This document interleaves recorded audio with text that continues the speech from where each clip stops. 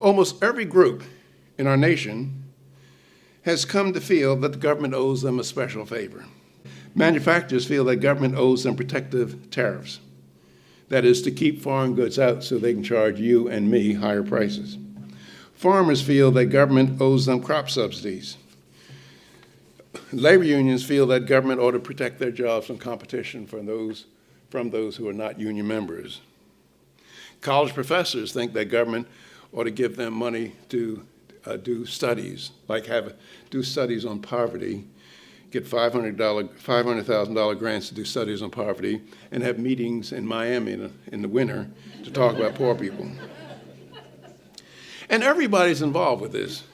That is, conservatives rail against food stamps, aid to families with dependent children, legal aid, but they come out in support for aid to dependent farmers, aid to dependent banks, aid to dependent motorcycle companies. Conservatives, as well as liberals, prove that H.L. Mencken's definition of an election is quite right.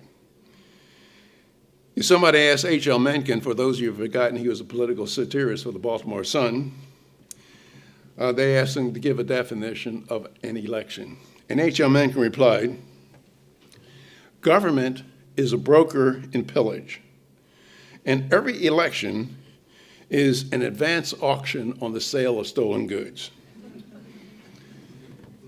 To the extent that H.L. Mencken is correct, I think we've identified our problems as a nation. That is, politicians are doing precisely what we elect them to office to do. And what do we elect them to office to do? We elect them to office to use the power of their office to take what belongs to one American and bring it back to us. Now you say, well, look, Williams, you really come a long way to insult the people of California. Well, ask yourself the following question. Suppose I were running for the Senate in California, and I go up and down across the state and I say, look, my fellow Californians, I've read the United States Constitution.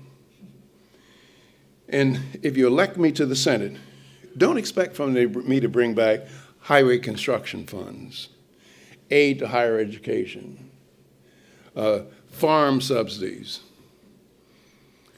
Do you think I would get elected to the Senate in California or of any state?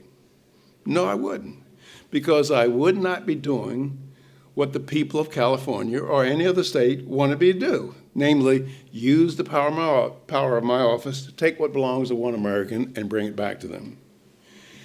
And the tragedy for us is that Californians would be behaving exactly right by not electing me to the Senate.